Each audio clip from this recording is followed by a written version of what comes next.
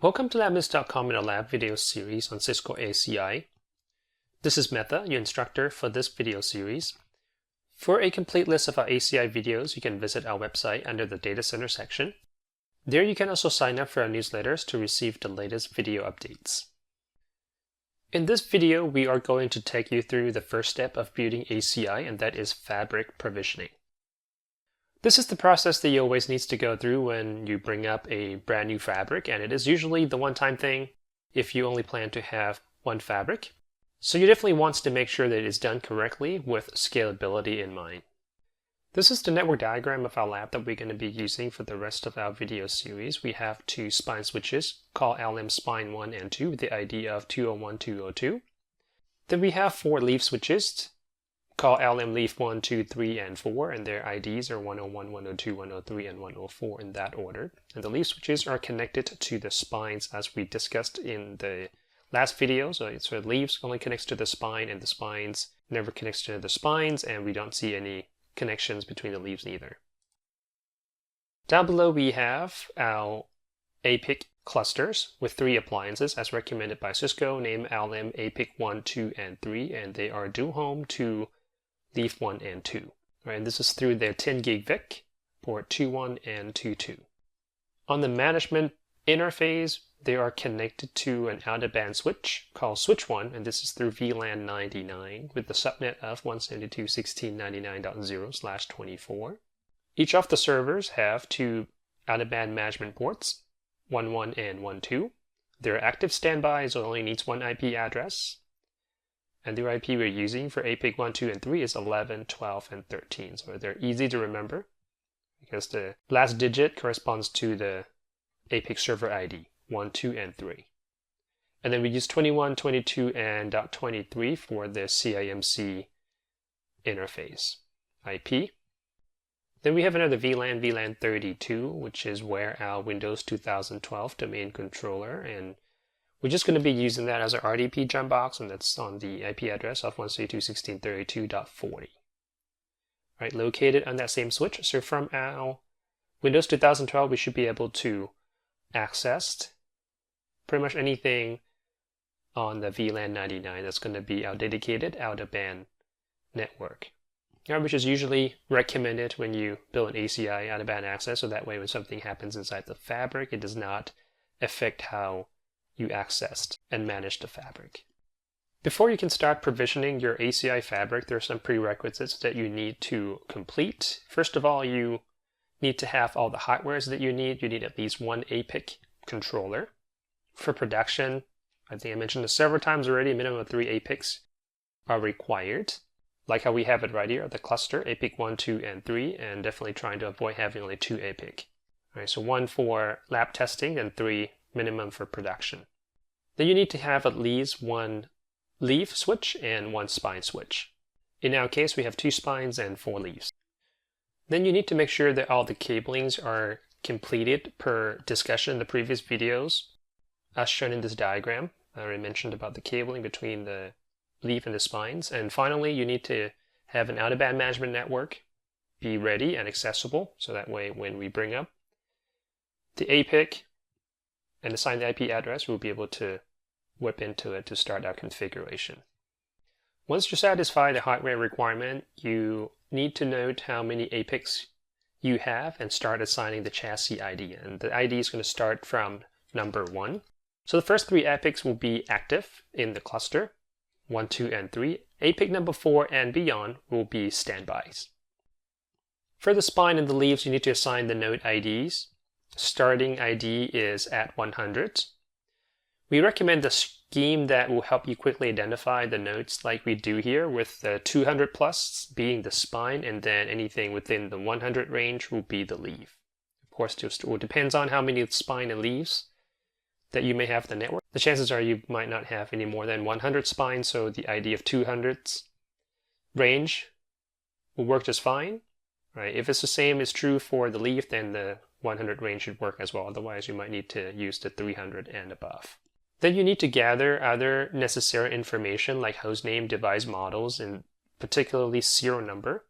This is going to become very useful when we start the fabric discovery, so you know that when a switch popped up in the interface, you know exactly what switch on this diagram that would be. So you can assign the appropriate ID to them. So I certainly recommend you create some type of design diagram like we have here without these information written on it, so you'll be ready to go. Just a quick note, the ID for each switch, as well as the serial number, and then some of the required parameters, which we'll step through in the APIC initialization. Without the appropriate IP addresses, or for out-of-band, because that's something we need to assign to our APIC. And hopefully you already have the CIMC initialized. That's one thing that we're not covering here, which is initializing your CIMC, assigning the IP address, and making sure that you have a web access to each of the CIMC on the APICs. All right, the first thing they need to do to bring up a fabric is to initialize your APIC, especially the chassis number 1, ID 1 right here, LM APIC 1, and that's what we're going to be working on first. There's a few things to keep in mind. Our APIC must run the same version. If they are shipped together, chances are they already are, so there's nothing you need to do there. The APICs are discovered in order of chassis ID, so you always want to start with the chassis 1. Currently, all of our APICs configuration has been erased, so they have no configuration on them and are ready to be initialized. And there's a free way for you to access the command lines, or you can hook up the monitor and keyboard and do it the old-fashioned way directly to the server using the provided UCS dongle that comes with the box, and then connect it that way to get access to the CLI. Or if you have already set up the CIMC, you can open up the web interface CIMC KVM as well, which is what we're doing here. And the third option is that if you have the serial overland enabled or CIMC, you can do it that way as well. And make sure that when you go through the CIMC initialization and configuration, the NIC mode is set to dedicated, which I believe is the default mode. And make sure they're not set or change them to share long. What I am going to do now is to bring up the RDP session to our Windows 2012 jump box. That's where I already have the KVM ready for our APIC number 1 right here. When you first boot up, the APIC server is going to go through the boot process, and then it's going to stop at press any key to continue, and that's where we begin our APIC initialization. Go ahead, hit enter, and we'll start the setup utility. And then just going to step you through a wizard-like setup, where you all need to do is to provide the parameter as being prompted by the system. And the first one is the fabric name, or so you can name the entire fabric to whatever you like. Just keep in mind this is something that you cannot be changed later, so whatever name you pick, just make sure you're going to stick with it. Here we'll call it, let me see, we have a list of parameters right here, so if you review this list, then you can start gathering the information prior to going through initialization as well. Fabric name is one of them. We're going to call it LM-ACI1. Maybe move this to the right a little bit so we can kind of refer it as we go. So LM-ACI number 1. Fabric ID, same thing, can be changed later. So you have an option between 1 and 128. 1 would work perfectly fine for us. So do fabric number 1. Then we need to enter a number of active controllers in the fabric. By default is 3, and we do have 3 APICs, and so that's what we're gonna use, number 3. Although this cluster size can be expanded or contracted later, and that can be done when we get to the GUI. For now, we have 3, so we'll stick with 3. Pod ID, ACI supports the number between 1 and 9, so you can select anything you want. 1 should be fine as well. Pod ID number 1. And we talked about the pod terminology in the last video, which represents the fabric at a geographical location. For us, this entire setup right here will be 1 pod, pod 1. Now we're being asked if this is going to be a standby controller. Usually that's the controller after number 3, so 4, 5, and beyond. That will be considered a standby. Obviously this is number 1, so that would be no. The controller ID, since we specified earlier that there will be 3 controllers in the clusters, we are giving option to assign the ID between 1 and 3. This is our first controller, so that would be number 1. All right, and that corresponds to the chassis ID we have right here. Enter. Controller name. We're going to call it LM APIC1. Then we're being prompted for an address pool for VTEP address. Remember the term VTEP we discussed in the last video. That's the VXLAN tunnel endpoint IP. So these are the IP address that's managed by the APIC that will be handed out to the fabric switches so they can use to communicate and forward VXLAN packets. So we need to assign or give it an IP pool. We just need to make sure this subnet is unique in your environment and large enough to accommodate current and any future fabric switches that you may add later.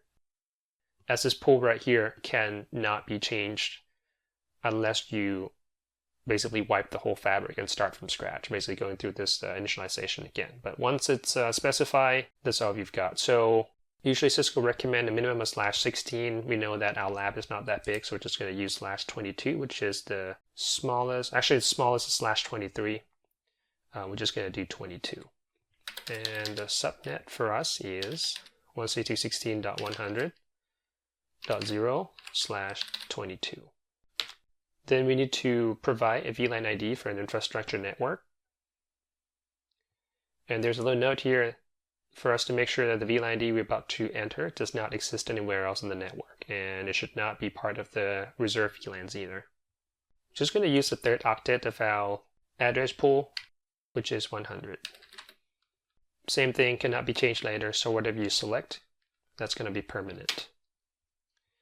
Enter. Next is the address pool for the bridge domain multicast address, also known as GIPO. So GIPO stands for Group IP Outer Address that is used to transport multicast traffic within the fabric. Unless this pool right here overlaps with what you already use in your network, we can just use that. So we're just going to enter through that.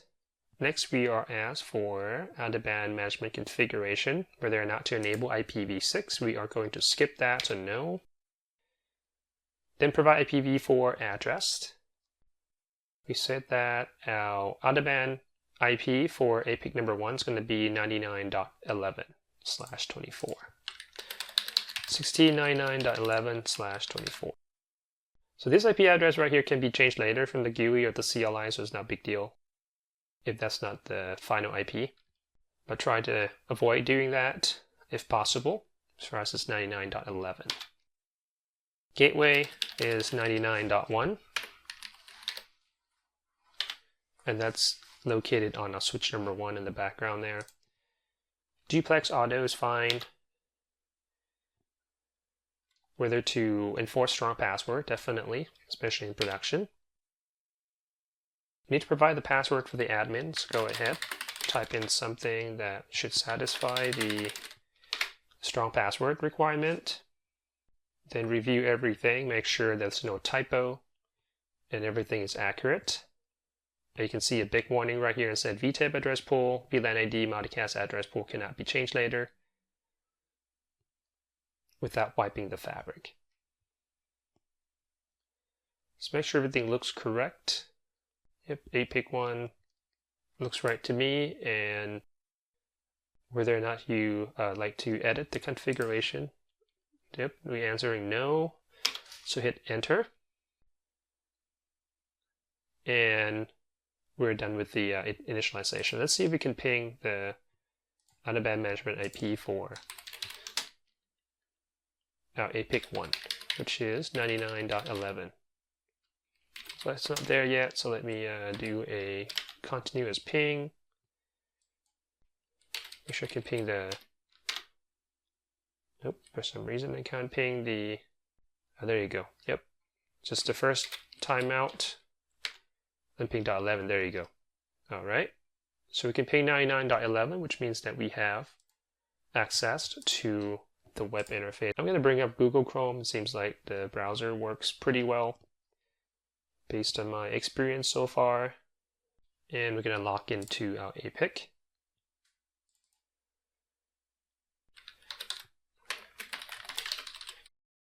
172.16.99.11. Yep, should be getting the certificate warning because by default it's a self-signed cert, not being trusted by the browser. And we are dropped into the login screen. Just FYI, the version of the APIC that we are using in this video series is going to be version 3.0 that recently came out. And the first release is the 301K. Log in with the username admin and the password that you set during the initialization just now. Oh, not getting a response there. Let me do that again.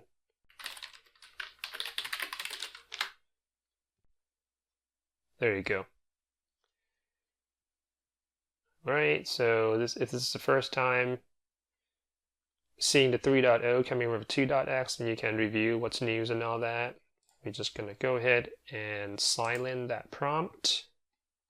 And usually in the previous version, if you only have one APIC server in their cluster, that would throw up a rate warning at the top and said that you're now satisfied a minimum of 3. I guess in the version 3.0 they might have removed that because clearly under the controller status we only have one controller right here.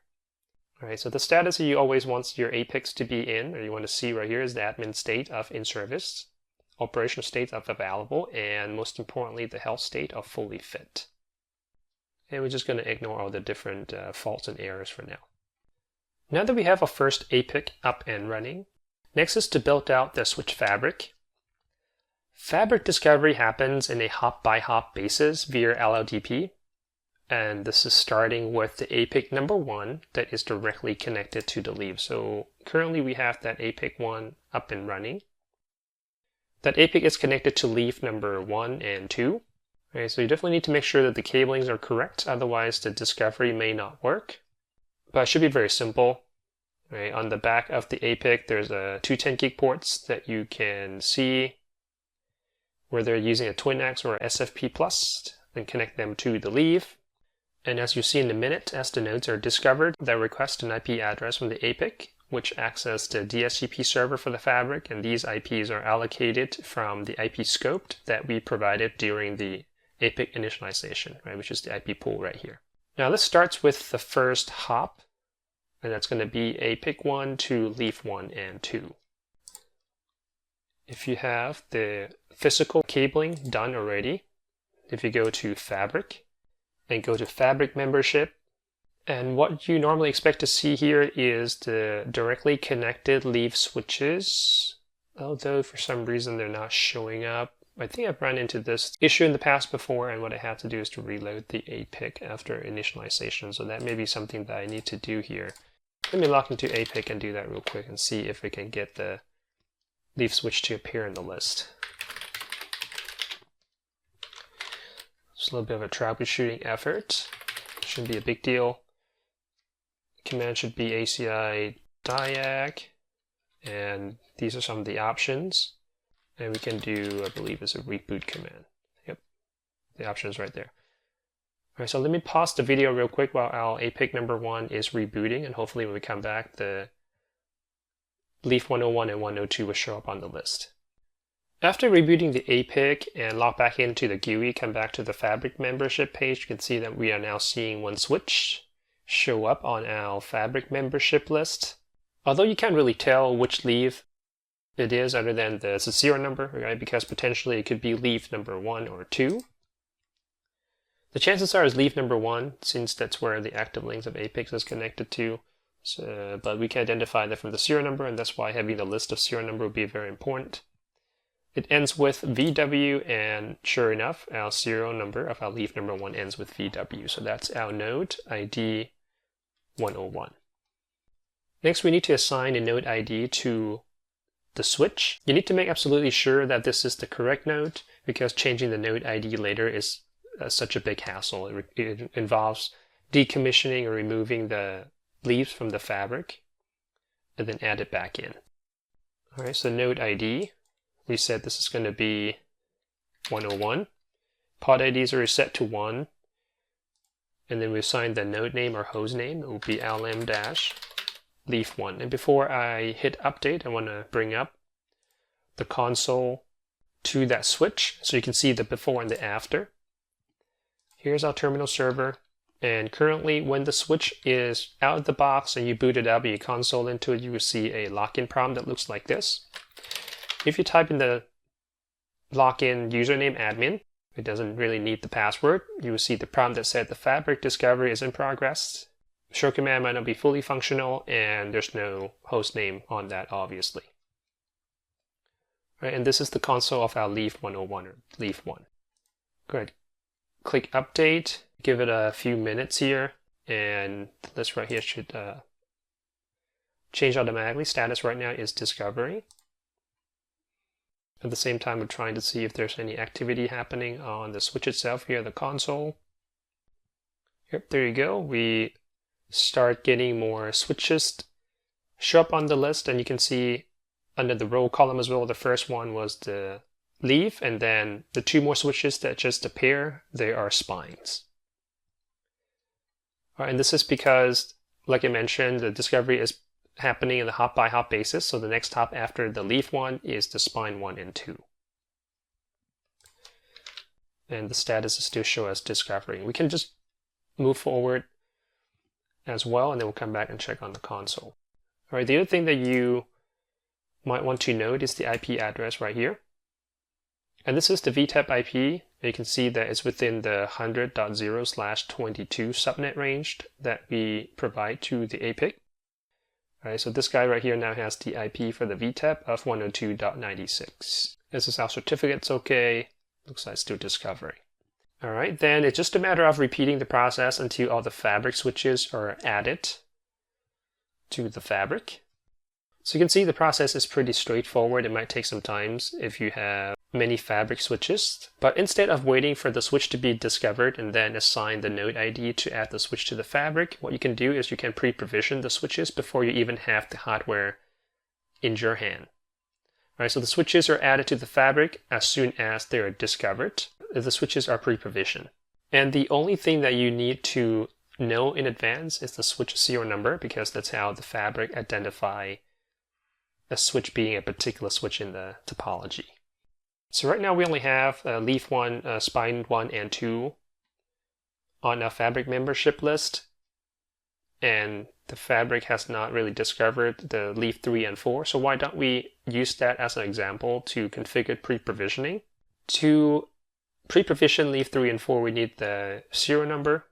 Right, so we need to get the serial number of 3 and 4, and you can either look in the box where the switch comes inside, or if you have a console access, let me see it, let me make sure I'm the right one. Oh, actually, I was actually locked into leaf number 2, so that's why we didn't see. There you go. Okay, so that's why we didn't see the change. But you can see right here, now that we're on the right console, the host name changed from none to leaf 1. And when you log in, now you're actually being prompted to type in the password, which is the same password as the APIC. Right, I'm leaf 1. So now this time, let me make sure I'm on the right console. So I was pull up this console in order. So that's 1, 2. So that should be leaf number 3. Yep. You can log in and then just do your regular show version, and then grab the serial number from there. All right. I already know that this guy ends with CA, and then leaf 4 ends with CM. There you go. Processor board ID. Copy that, and come in here. Select create fabric node member. You can see this little tool drop down, and you're going to see this everywhere on the APIC web interface. That's how you normally perform the configuration on something. All right, create fabric member. So we part number 1. You enter the serial number, and this is going to be node 103 for our leaf number 3. Switch name is LM-leaf 3, and this is going to be a leaf switch. Click submit. I'm going to do the exact same thing for leaf number 4. Show version. Copy, ends with CM. Add serial node 104. LM-leaf 4, and leave. Submit. And again, I'm just showing you how to do the pre-provisioning of the switch. You don't really need to do this. If you already have everything cabled up and ready to go, you can just do hop-by-hop discovery like we did earlier. All right, I'm just showing you another option of doing this. All right, you can see the models are not discovered yet, and IP is not assigned. The role is unknown because this hasn't been detected by the system. Next, we are going to provision our 2 spine switches. And spine number 1 has the serial number ends with 5U, so it should be this guy right here. Provide the node ID, that will be 201. And the node name is LM-spine1.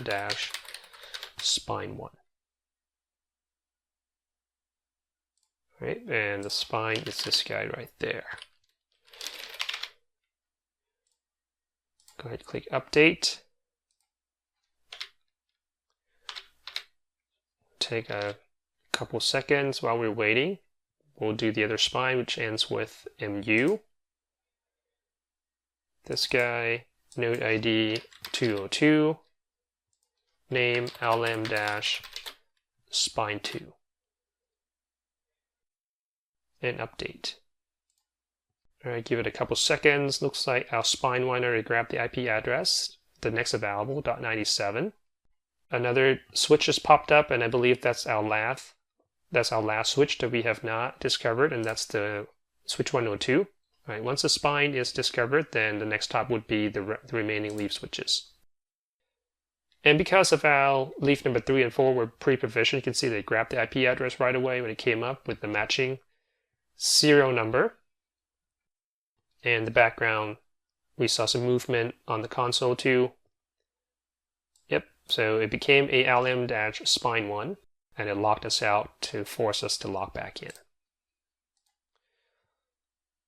So we are waiting on the last leaf number 2 right now to complete our fabric discovery. And that's because we did not pre-provision that. We need to assign the node ID just like everything else that we did previously, and that node ID is 102. Just for sanity checks, it should end with WA, serial number. Yep. LM leaf 2. Update, and we can expect the IP address, and you can see the model number too.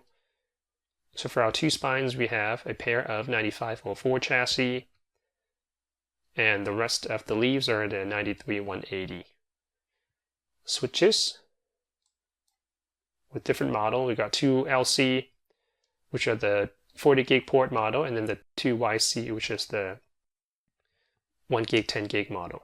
Yep, almost status active except the last switch 102, but everybody has already received the VTEP IP. And it just became active, and that completes our fabric provisioning. Now that we have all of the switches, 2 spines and 4 leaves as a fabric membership. And just FYI, there's a column right here called rack name, and you can specify the physical location of the switches. Based on the rack location, that goes by the site location, building floor, data center, rows, and then rack. Right, and this is completely optional, and they're only informational purposes. So we're not going to bother with that. There you go, leaf 1, 2, 3, 4, spine 1 and 2. Right now our APIC cluster still only have 1 server. Let's go back to the system. Yep, you can see the leaf switches showed up on the network or the device health. Yep, still have only 1 APIC in the cluster, so we need to finish it off by bringing on the 2 remaining APIC. And I should have that ready here.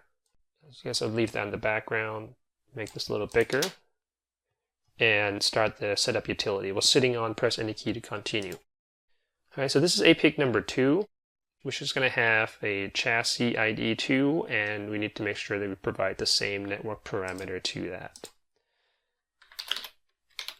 Fabric name, LM-ACI1. Fabric ID, it has to match. Number 1, number of active controller, that has to match as well. That's number 3. Pod ID is 1. This is not a standby controller. And most importantly, we need to tell this guy to have a controller ID or chassis ID at number 2. All right, because it's the APIC2. Name will be lm-apic2. Address pool is 100.0/22. Has to be identical. VLAN ID 100. No IPv6. And the IP of this guy is 99.12/24. The last one was .11. 99.1. Duplex auto. And if you remember, for the APIC one, we were prompted to enter the admin password. This one, since it's not the first APIC, we're not being asked to do that. Okay, because it's gonna, I guess it's say right here, the admin user config will be synchronized from the first controller. There you go. So the password will get downloaded to this guy. Edit the config, make sure there's no typo here. APIC2, controller 2. And not edit. Okay, we'll let that run for a little bit while we're waiting. Let me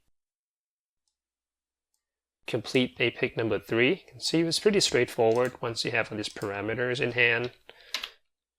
Yep, set up utility again. Okay, LM, just going to go quicker this time since it's the 3rd time you're seeing this. But at the same time, making sure I'm not making a mistake. Fabric 1, cluster size 3, pod 1, not a standby controller, since the first 3 are active. The controller ID is going to be number 3, and the name is lm-apic3. Pool, same deal, /22, ID 100. IP address is, actually the other thing that we didn't have to configure on the subsequent APICs are the multicast address pool, right there, didn't ask us for that. Out-of-band IP is 99.13/24, 99.1, auto, and no change. Okay, so while that is coming up, I can try to access APIC2, .12. There you go. Get the same login page. Go ahead, log in. Yep, and you can see that we have successfully logged in. Oh, there you go. I guess the warning it's now show up as a pop-up, and instead of like a banner that's permanently pinned on the top, if you caught that, it said the cluster contained less than 3 in-service controllers. Right, and that's when we only had 1 or 2 controllers in the cluster. But now we have a 3rd one. Let's see if I can log into the 3rd controller. That's 99.13. There you go. Taking some time there. You can log in to validate that. Oop, yep, looks like it's not quite ready. We didn't wait as long as the 2nd one, so it's still doing its thing there.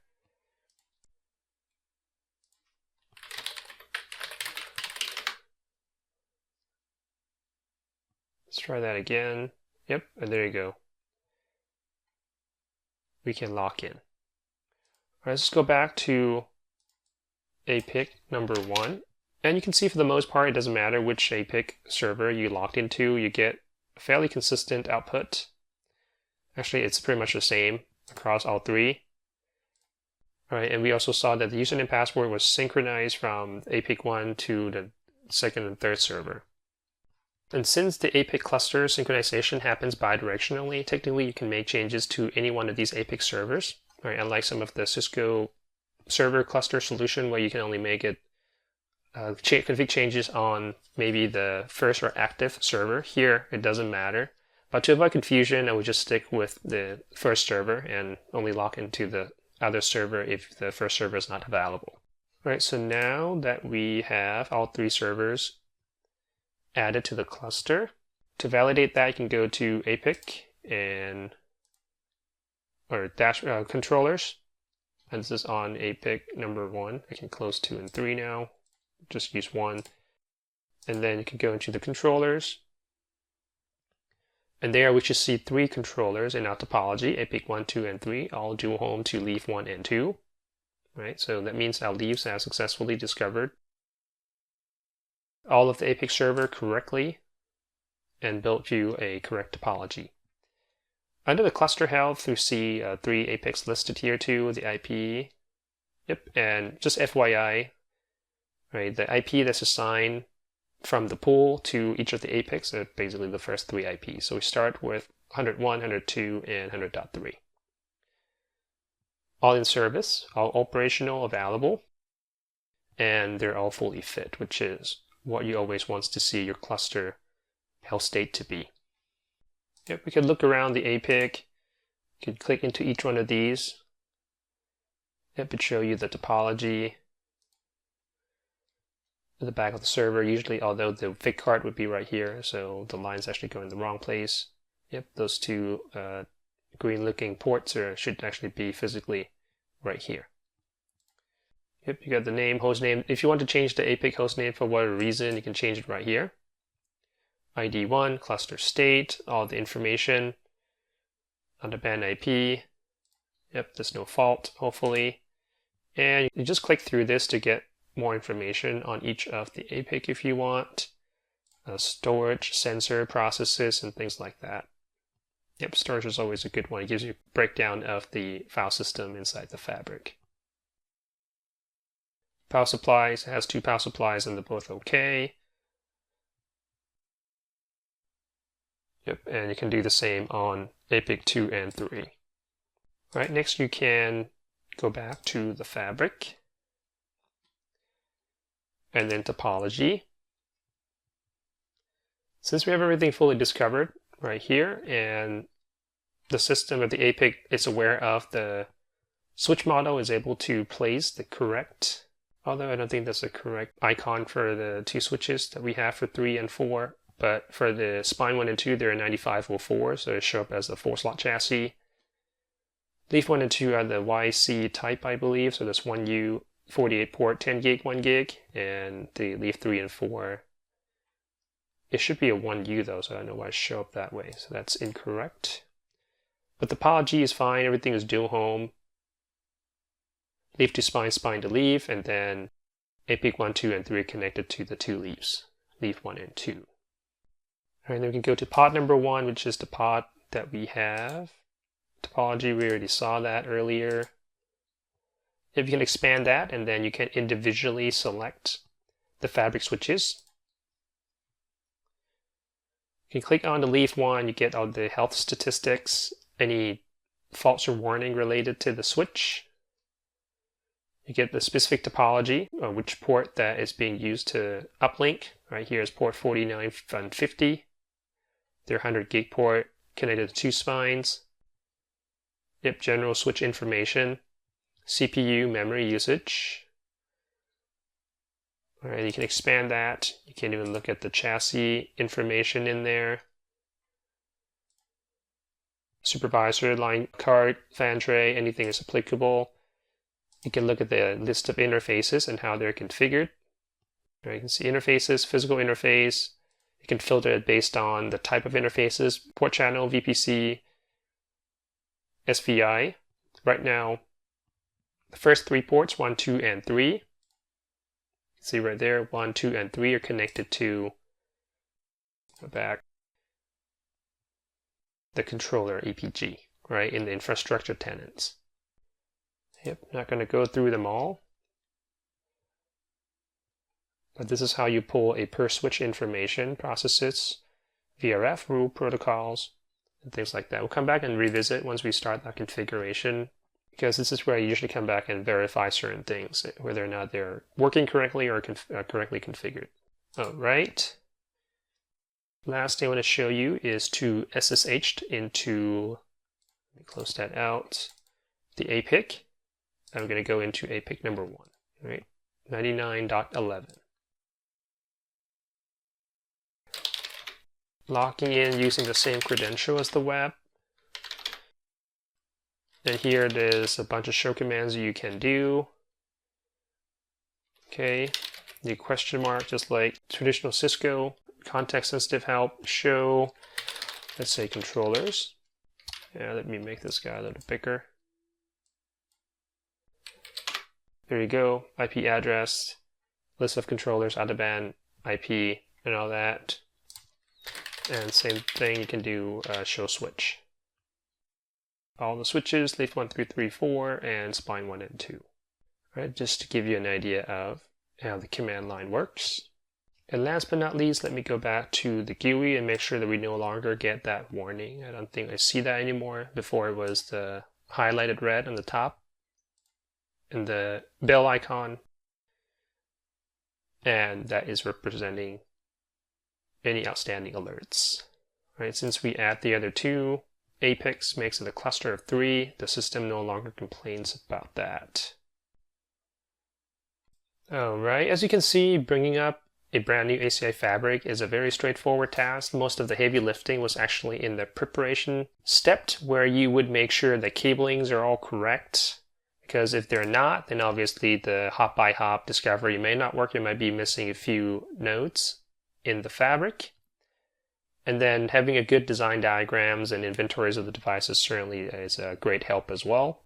Now with the ACI fabric up and running for our lab, we will go through the ACI web interface in the next video so you guys can start getting the feel of how to navigate and configure the ACI using the APEC web interface. And that wraps up our video on ACI fabric provisioning. You can visit our website to view an extensive list of our lab videos and sign up to get access to additional lab contents. Thank you for watching labminutes.com, and I'll see you guys in the next video.